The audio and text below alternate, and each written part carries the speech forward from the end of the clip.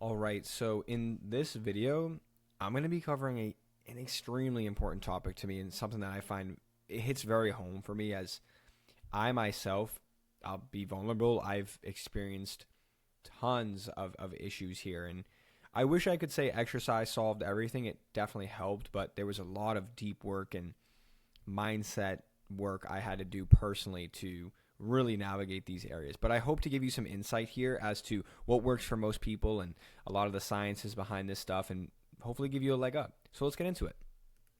I'm a big fan of defining terms. So let's just talk about what is anxiety. Anxiety is a feeling of worry, fear, unease about something with an uncertain outcome. And that's really the biggest part of it. We're not certain about how things are going to play out, right? It's a normal emotion that you want to know. It's not something that you need to feel weird about. It's normal. Everyone experiences it.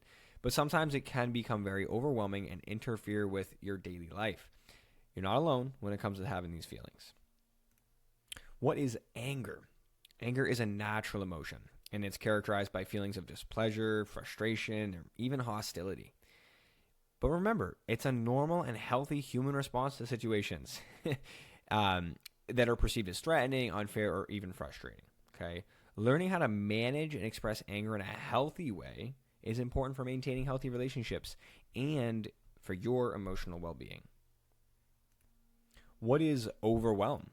Overwhelm is the feeling of being completely overcome, of a sense of stress, anxiety, or pressure. Okay, it can manifest as an inability to focus, lack of motivation, and a feeling of being unable to cope with the demands of a situation. So this is kind of like when you're boiling over, if you will, right? Overwhelm can be caused from a variety of factors such as having too many responsibilities, feeling unsupported, experiencing a major life change, other people, circumstances around you. And if we're not addressing this, it can really lead to burnout, frustration, a decline of your mental and physical health, pent-up anger, explosive reactions, and disconnect. So before I read this slide, I love this because I oftentimes tell people to don't stay in the realm of positivity. Don't stay in the realm of negativity, but stay in the realm of optimism and like just having a neutral perspective. So, but being optimistic, right? So what if everything was a neutral event, right? So if we shift to receiving everything as a neutral event, it would mean we wouldn't let external circumstances affect how we're being in the moment. Easier said than done, I know. But I think just recognizing that is the first step, right? We could experience an event without making it all about us or feeling like it's happening to us, okay?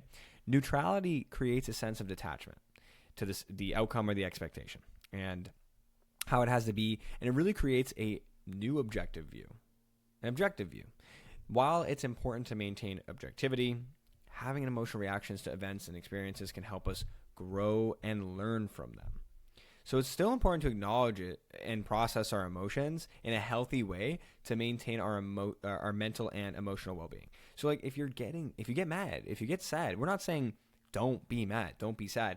Why is this happening? What triggered this response? Just being aware that you're mad, being aware that you're anxious, taking some breaths, right? And just focusing on understanding that this is happening, being aware.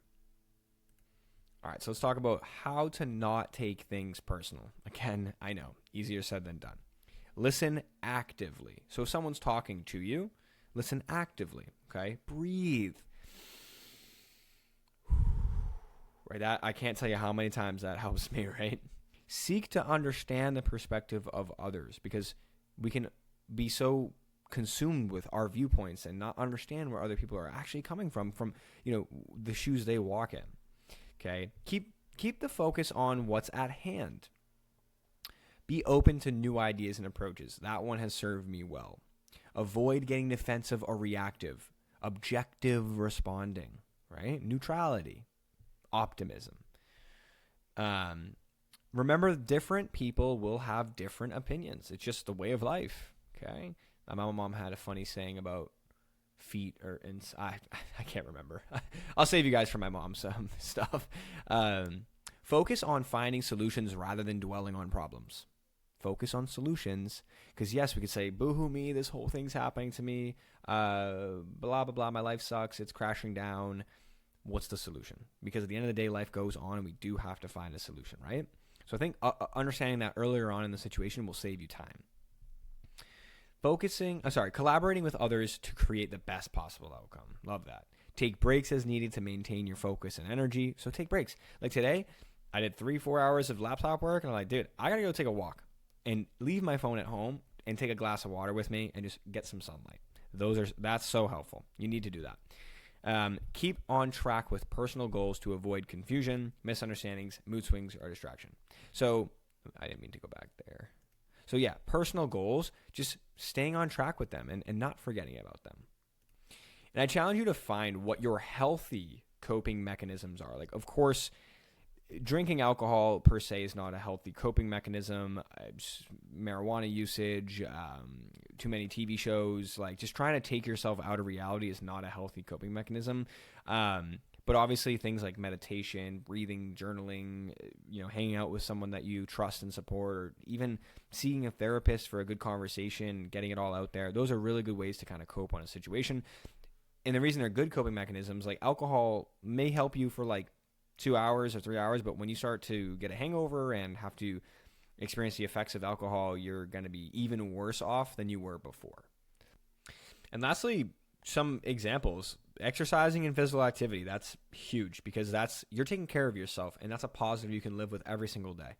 Mindfulness and meditation. So it's so easy to wake up and get right on your phone, but I challenge you not to do that, okay? Because that's going to leave you stressed and anxious because you're getting stimulated, so much dopamine. So wake up, don't get on your phone, be mindful, breathe, okay? Deep breathing exercises. That's big. That is big. Journaling and writing. Engaging in creative activities such as art, music. I'm terrible at all that. Spending time in nature, that's big because we're not meant to be boxed in a room for 8-10 hours a day, but we are, so we do need to take time to get out in nature and hear the birds and feel the wind on our face, okay? Talking to a trusted friend or family member, I think this is big, or a therapist, or someone that you know will listen to you. Practicing self-care, such as taking a relaxing bath or even getting a massage. Engaging in hobbies and activities that bring joy and fulfillment. Using positive self-talk and affirmations. That's a tough one because we're our own worst critic and our brains jump to negativity, but look at yourself in the mirror and just tell yourself you love yourself. That's going to be huge. Take breaths. Focus on your breathing. Seek professional help from a therapist or a counselor. All good things.